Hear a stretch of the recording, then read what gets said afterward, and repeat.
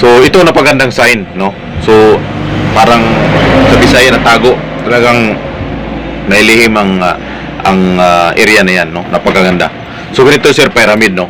I-check mo yung palibot na ikot ng pyramid, baka may hole, no? Yung unang advice ko sa iyo, huwag mo na itong sundan. Advice ko sa iyo, hanapin mo sa pyramid na yan. Pag wala, alam mo na yung nasa picture, yung tinuturo na may arrow. Hanapin mo sa taas ng bundok. Pag naharap, mayroon kang bato, malaking puno dyan, i-under mo na lang, no? So mas maganda, i-detect mo na sa gadget para ma-confirm natin kung may hatak ng gold. Locator, hindi metal detector. Kasi yung metal detector, mayroong nag-message sa atin ng Jew Hunter, no? Ang dami. Sa totoo lang, marami talaga. Pag-usapan natin yan next. So mayroong sinisin ng isang baguhan natin, no? So sabi ko sa inyo, hanggang kilatis lang ako sa mga sign, no? Sa mga di ko pa customer. Mga customer ko, always ako nagdidikod hanggang makahit sila. Pero pag baguhan ka lang, di kita customer, kilatisin ko lang. At least alam nyo kung legit ba yung sign nyo, no? At least makatulong tayo sa iba. So pag-share naman sa ating video sir, para makatulong tayo sa iba, mabasa yung mga sign nila.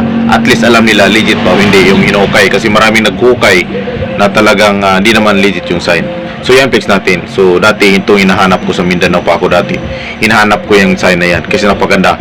Kung saan niya nakaharap, doon mo hanapin. Kung saan talaga yan nakaharap. Sinter yan eh. Kung saan ka na yan nakaharap, doon mo hanapin. So ano mo lang ibig sabihin ko sir, kung saan yan nakaharap, doon mo hanapin. Napakagandang sign yan. Sinter yan, marker yan eh. So yan sir, maitulong ko sa iyo. So mas maganda mayroon kang locator para may kunting alalay ka, no? Kasi mahirap din mag-date pag walang gamit. Ang may iba dyan, ang daming dinikod na natin, dinidikod. Ang daming sinisin. Parang uubusin ni lahat ng sign, wala pa namang hinuhukay, no? So itong sign na sir is napaganda yan. Tuloy lang sir. So sa ganitong sign na sinin sa tigatis, no, liwanangin ko lang sa mga katiis, hanggang kilatis lang talaga ako sa mga katiis natin na baguhan. Sa mga customer ko, always ako nagdidikod hanggang makahit sila. Pero di kita customer, baguhan ka lang, nagpapadikod, kilatisin ko lang yung sign mo, no? Sana maliwanag. So yung sign na yan, pinost na natin, no, sa taas is direksyon yan. So ito, mga ganitong sign, tandaan nyo, di yan basta-basta makukuha.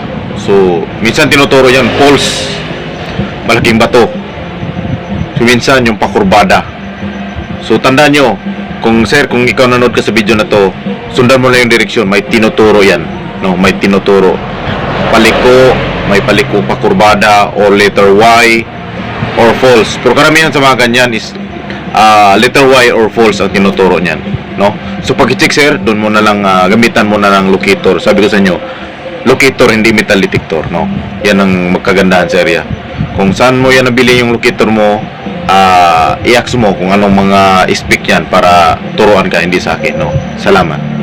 So maraming hindi ka naman ako di-disappoint yung mga Jew Hunter, no? Yung mga metal detector na ano yan? Nokta Makro. Marami talagang bumibili yan at maraming nagme-message sa akin. Ganito kasi yan eh. Ang metal detector na Nokta Makro, halimbawa may deposit sa ilalim at nauna yung pako kahit 1 feet pa lang, hindi magdidetect yan ng gold. Yan ang totoo, no? Kasi mayroon akong sinubaybayan yan dati na mayroon ganyan din. Bininta niya, sinauli niya kasi tinitest namin, wala talaga. So ang ganyan mga scanner kasi ng metal detector, Nokta Makro, hindi ko naman sinisiraan yung Nokta Makro. Mas maganda yung Nokta Makro pag lupa, hindi batuhan at walang mga balay, yung mga baybayan. Okay lang sa bundok na talagang malupa, hindi yung mabato. Pero pang bato yan, kawawa ka talaga sa mga Nokta Makro. Oh, totoo yan. Sa mga hindi naniwala, itry nyo. Kung mayroon kayong Nokta Makro, wag lang kayong magsabing hindi totoo. Yung totoo talaga, di ba, yung lumamit ng Nokta Makro, kahit solid rock sa ilalim yan, natutunog yan eh, pumupula yan eh. Alam ko yung Nokta Makro na yan, no? So sa mga Nokta Makro yan, napakamahal yan, mga 400 or 300, sayang talaga. Okay lang sana yung mga advice ko sa inyo, kung may pera kayo, bili kayo ng legend, yung mga locator na mayroong legend, binakabalagay, mayroong laser yun, nakalimutan ko pangalan.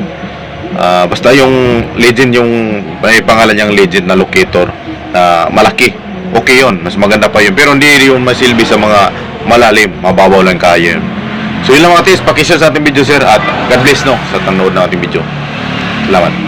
So good morning, no. Ito po si Mindanao Hunter Sign. So mayroon tayong sign na babasahin, no. So i-flex natin na ang kanyang sign. Napakaganda. So ito po sir, liwanagin ko lang. Hindi po to north direction kasi mayroon nagsasabi niya na ang mga ganyan daw is north direction. Hindi po, huwag ka maniwala sa iba. Sampalin yung mukha yung iba dyan nagsasabing north direction. So huwag ka maniwala sa mga north direction. Sabi nila sir, malilito ka talaga. So yan ang katotohanan. May direksyon na tinuturog yung green. Hanapin mo yung bato, malaking bato, or wala, malaking puno. Kung wala, small mountain, no? Yan po ang katotohanan yan sir, no? Hanapin mo lang. Pag nahanap mo, i-detect mo na lang sa paligid, malapit na lang dyan kung saan nahanap mo yung pinahanap natin, no? Napakagandang sign yan sir kasi hindi yan masyadong malalim, mababaw lang yan, no? So, pakidetect lang sir, no? Kasi baka mamaya sabihin distance na naman. So, pakidetect na lang. At least alam mo na kung saan yung direksyon at saan yan hanapin, no? Salamat.